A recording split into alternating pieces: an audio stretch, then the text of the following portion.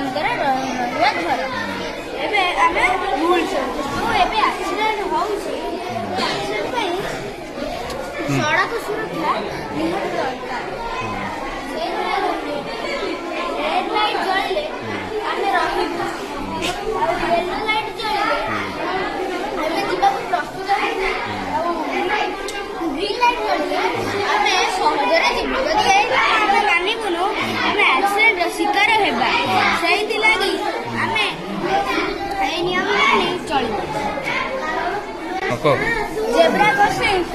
Zebra crossing ମଝିରେ ବା ଆଗରେ ଗାଡ଼ି ରଖିବେନି, ଯାହାଦ୍ୱାରା ଆପଣ ଫାଇନ୍ ଦେବାକୁ ପଡ଼ିବ। ଆଉ ସବୁବେଳେ ବାଁ ପଟରେ ଚାଲିବେ, ମଦ୍ୟପାନ କରିକି କେବେ ଚାଲିବେ ନାହିଁ, ଆମର ଜୀବନ କ୍ଷତି ହୋଇପାରେ। ଦେଖନ୍ତୁ ସେଇଥିଲାଗି ଆଙ୍କର ମଦ୍ୟପାନ କରିକି ଚଲାଉଥିଲେ ବାଁ ପଟରେ, ସେଇଲାଗି ଜୀବନ କ୍ଷତି